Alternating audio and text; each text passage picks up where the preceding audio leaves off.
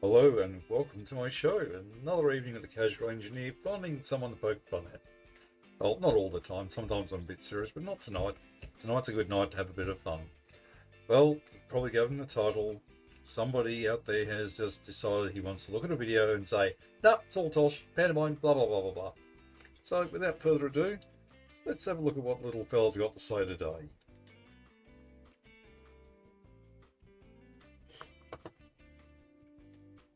America are on their way to the moon. I'm playing with A private tosh, company, Steve. strangely enough funded by NASA. There's a lunar rover on top of a SpaceX rocket that's currently hurtling towards the moon.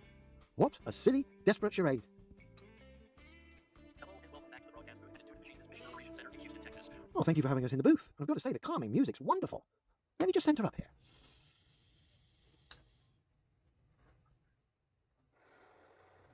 Oh, yes, good work, Leo. Just breathe on. Controllers are preparing planned trajectory correction maneuvers ahead of lunar orbit insertion. I really hope that goes okay. The IM-1 mission launched on SpaceX's Falcon 9 rocket. Flight controllers on our red, white, and blue teams have been learning more about the lander and how to efficiently fly the mission to return the United States to the surface of the moon. You would have thought NASA, who've supposedly been to the moon and are funding this so-called private company, would have given them some hints and tips regarding their previous so-called visits. But no, it's just a regurgitated charade, a pathetic one, where... Interesting. We're using different fuels, different materials. Everything is working differently to the way it used to work. So, Leo, what's your excuse, mate? Thought so. NASA supply the data to the company that they're funding that's supposedly private. They also supply the imagery. These boys in the control room, who look incredibly bored, looking at these numbers, but are being paid handsome, therefore won't question any of it. And of course we'll think they've landed on the moon or whatever. And this is how this silly charade works. Just naive, gullible people believe in this tosh, not having any discernment whatsoever. Have been learning more about the lander and how to efficiently fly the mission to return the United States. Because I'm playing him double speed, and of course what's happening in the background is double speed again. Never mind. Got to say, mate, your Earth, the globe Earth there, is looking a bit squidgy and egg-like. These images are only a few of what our Nova C-class lunar lander Ooh, actually sent to Houston. squidgy and egg-like. Wait a sec. Let's have a look. I know. Let's do a screen grab and get this on the old whiteboard. This should be fun.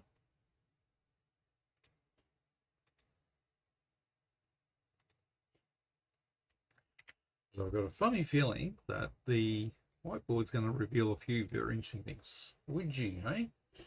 Well, let's have a look at the old whiteboard. I remember growing up, this is just a complete aside of the whole thing. There was this show called Mr. Squiggle, and they had this character called the Black Boy. Used to come down, and just like the screen over there, he'd come down, all black, he had a face and a mouth, and as Mr. Squiggle was drawing, he would say, "Hurry up." And here I am using a whiteboard. So let me capture the right place. Yes, there we go. So let's put the ruler on and see what we can get out of it. Ruler around here somewhere. Oh, look, there it is. There's the ruler. And when you know it, it's even telling me what angle it's on right now. So let's put the ruler around to 0. And I'm sure everybody in the room can count, but just in case you can't,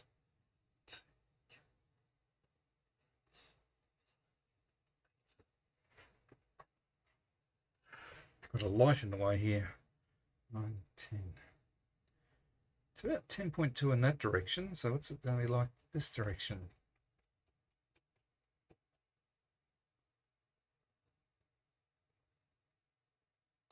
Never thought you'd see someone saying up like this, did you? Oh, never mind. So I'll just line one up again.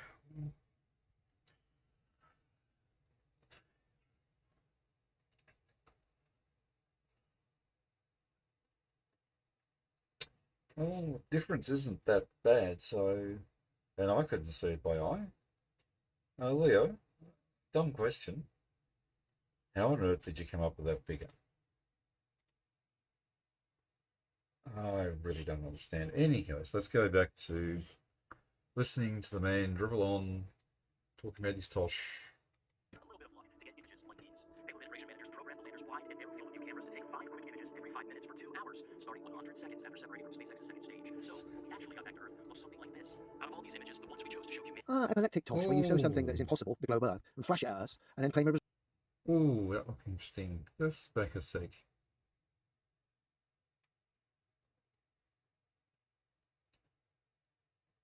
Now, how much of this do you reckon is actual CGI? I have a feeling that's not the case. For 2 hours, starting 100 seconds after separating from SpaceX's second stage. So, yep, there's separation. Back to Earth looks something like this. Out of all Oh, that's interesting. You can actually see pretty much everything. Let's just scroll back a bit. And just because you're not there with the camera, Leo, doesn't mean it's not true. Complete darkness. what we actually got back to Earth looks something like this. Out of all these images, the ones we chose 5 minutes up, you can see the Earth turning around the background. Tosh, were you... Ah, yes, Peter knows what I was talking about. Yep. Yeah, that was a common one, upside down Miss Jane. Yeah. But this is pretty much it. This is Leo just doing what he usually does. The globe. Oh, Leo, you're so loud.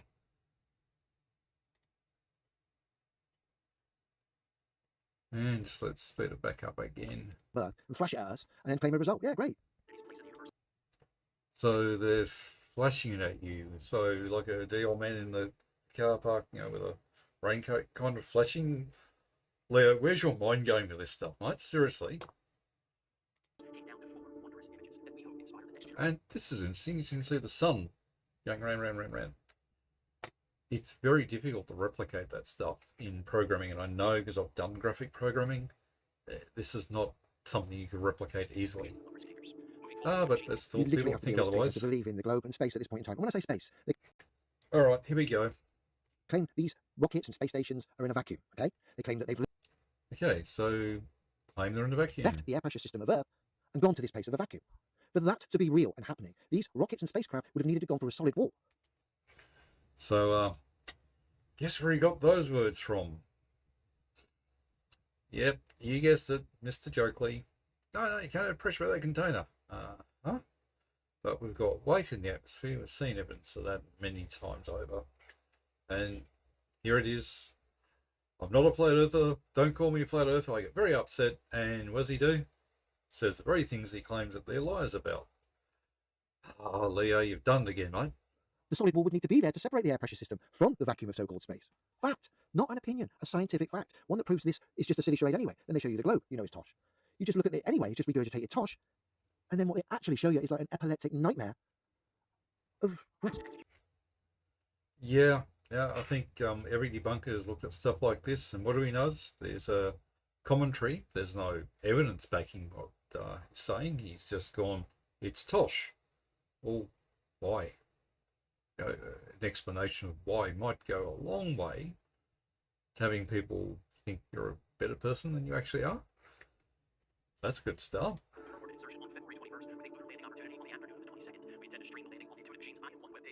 Oh, let's get this straight out of the road.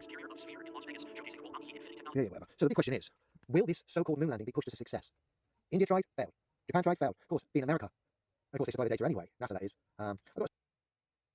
Well, when we first did it back in the 60s, early 70s, we had to do so much work. We built rockets that didn't work well. They were unstable. They had various issues. We killed 3 guys in the process of building one of the systems. 3 names: Alan White, Gus Grissom, and third name just eludes me right now, but those 3 guys died a horrible death. And sometimes our conspiracy theorist people don't want to admit that someone got killed doing this stuff. Those guys died. It's horrendous that people have passed away trying to do this, and I really tip my hat to people that do this, because this is not an easy thing to sit on top of something knowing it might blow up Monday. Right? It's rarer for things to blow up now, but still, it can happen. Sneaking suspicion they might push for this to be a success. That not only did America go back to the moon, a private company did it and landed successfully. And that'll push a whole load of, I'm thinking it might push a whole load of other so-called private companies, which no doubt will be funded by American government or NASA behind the scenes, which exposes it anyway. That'll start a whole pantomime influx of so-called successes on the moon, and all you'll get is data. He's just sat around in a room with a pretty board looking at numbers. Matey boy here playing his calming music, and you'll be buying into the tosh. and the usual set of imagery, which we all know is nonsense anyway. By now, you should have cameras set up on the moon filming 24/7, all over. Uh-huh. Yep, the old cameras up there filming 24/7. Well, to start with, what are they going to capture with them? You can't really make a telescope strong enough to be on the moon, 240,000 miles, 380,000 kilometers away, and expect to see people. Some of the videos that were, or so actually some of the images came back when the COVID period was over. They showed you images of places where people gather, and they were really interesting to look at because there was this space that was just empty, void of human beings. The telescope in those things is not good enough to see an individual person. But as people started moving back those spaces, the images, you could see people filling the area up. And you kind of get a sense of proportion when you realize that that's not one or two people, it's more like 200 or 300 people. In any case. The moon. Like I said, it would save millions of lives just based on weather alone. Of course, no one's been to the moon, and the Earth's not a ball. Fact. That's why we have to entertain regurgitated. Uh-huh.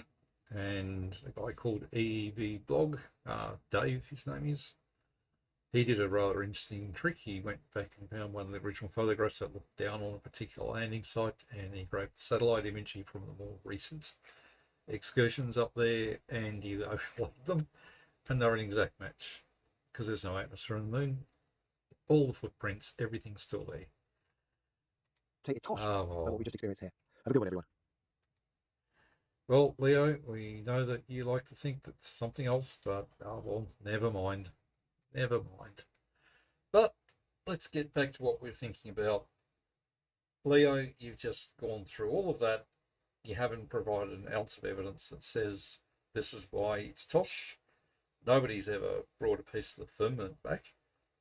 And as for gas pressure next to a vacuum, this thing wouldn't work if there wasn't a pressure gradient. And this is an altimeter from a real aircraft.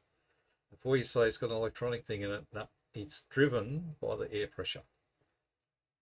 That electronic output just goes off to a flight computer. It doesn't do anything else.